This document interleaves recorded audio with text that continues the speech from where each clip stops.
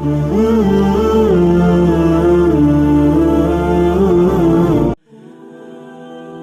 علی رحمۃ اللہ علیہ فرماتے ہیں کہ جب اللہ کسی کو پسند کرتا ہے تو اسے خوب آزماتا ہے، بس تم صبر کرنا، کیونکہ صبر کرنے والوں کی منزل جنت ہے۔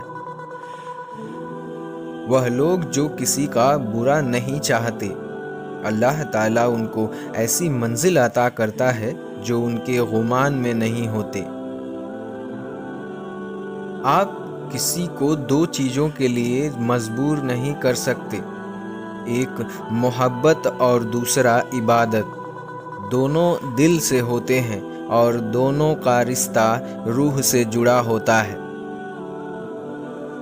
قرآن کی خوبصورتی یہ ہے کہ تم اسے بدل نہیں سکتے، لیکن قرآن تمہیں بدل سکتا ہے۔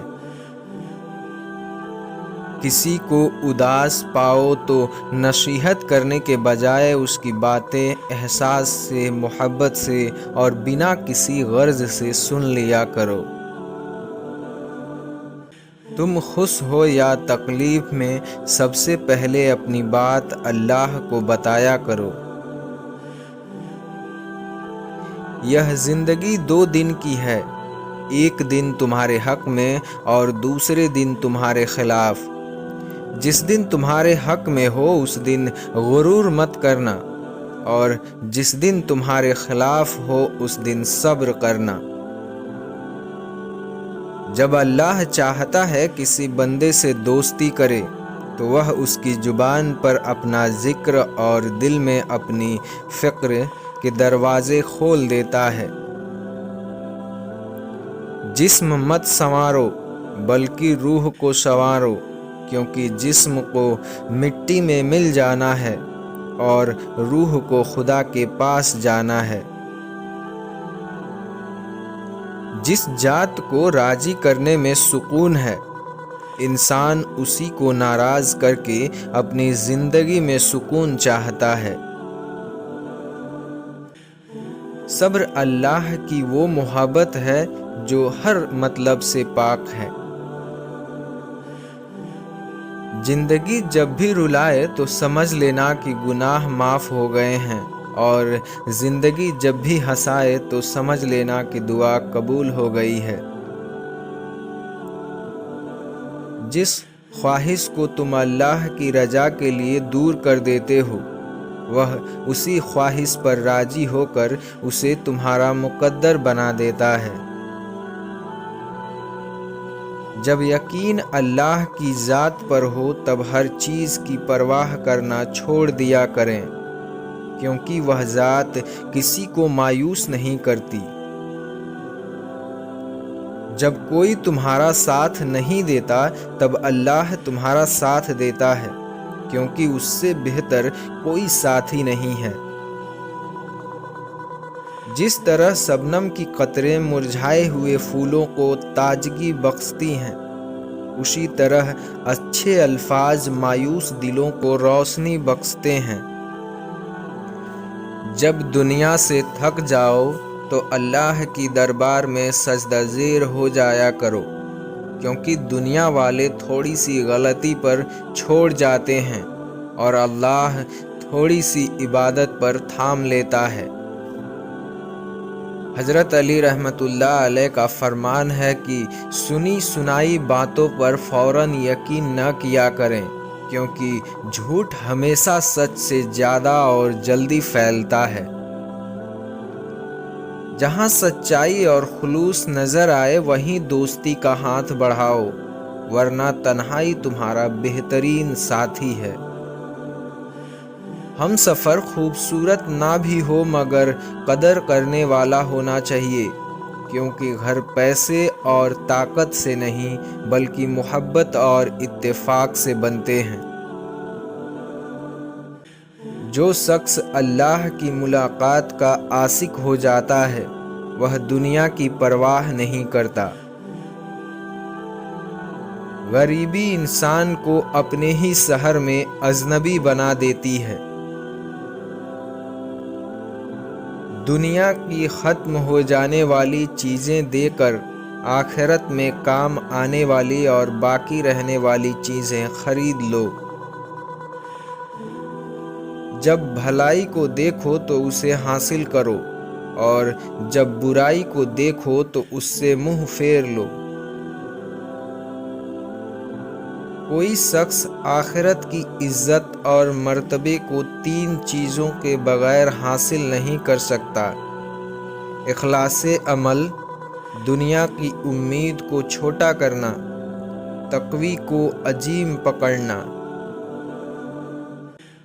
ہر وہ محبت جو راہ خدا میں نہ ہو گمراہی ہے، اور اس پر بھروسہ کرنا بیکار۔ جاہل کی بات کو برداشت کرنا عقل کا صدقہ ہے۔ لوگوں سے اخلاق کے مطابق دوستی اور میل جول رکھو، اور اعمال میں ان سے علیحدہ رہو۔ غم کو دور کرنے والی بہترین چیز تقدیر الہی پر بھروسہ کرنا ہے۔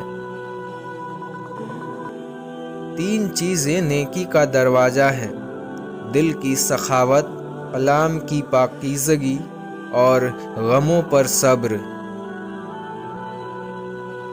اپنی زبان کو نرم اور سلام کے عادی بناؤ، اس سے تمہارے دوست زیادہ اور دشمن کم ہوں گے۔ نیکی کے کام کرنے والے کو اپنی ہی ذات سے ابتدا کرنا چاہیے۔ صبر دل دہلا دینے والی مصیبتوں کو آسان بنا دیتا ہے، اس لیے صبر کا دامن نہ چھوڑیں۔ یہ نہ دیکھو کہ کس نے کہا ہے، بلکہ یہ دیکھو کہ کیا کہا ہے۔ جو اللہ کے ذریعے بے نیاز بنے گا، لوگ اس کے محتاج ہوں گے۔ ایمان کی کامیابی قرآن کی تلاوت سے ہے۔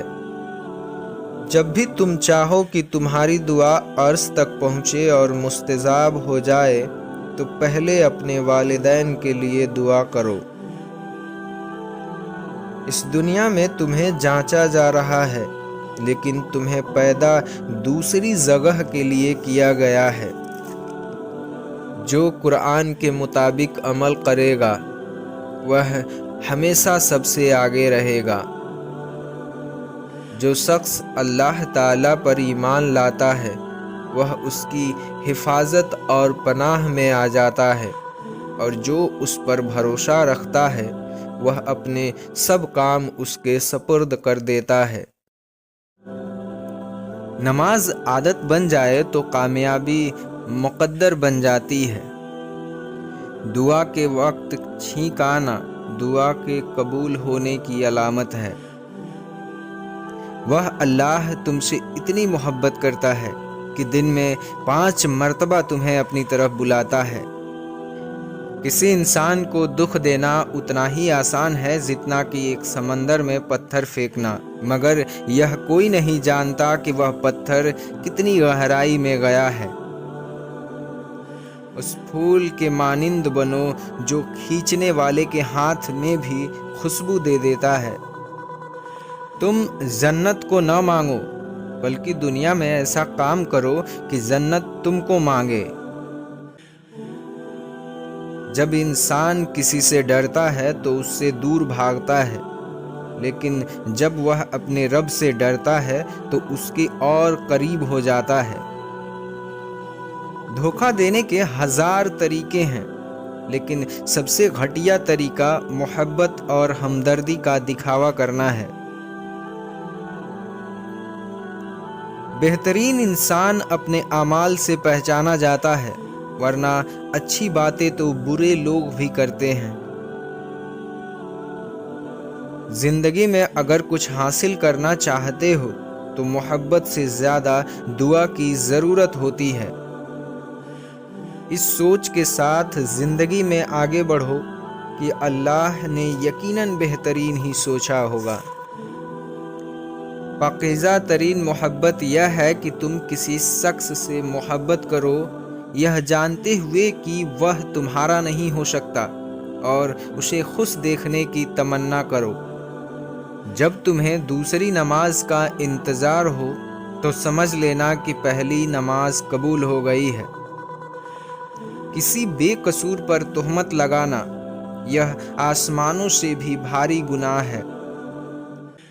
عزت اللہ کی رضا میں ہے، لوگوں کی فرمانبرداری میں نہیں۔ اسے دیکھو جو تمہیں دیکھتا ہے، اسے محبت کرو جو تم سے محبت کرتا ہے، اس کی سنو جو تمہاری سنتا ہے، اور اپنا ہاتھ اس کے ہاتھ میں دو جو تھامنے کو تیار ہو۔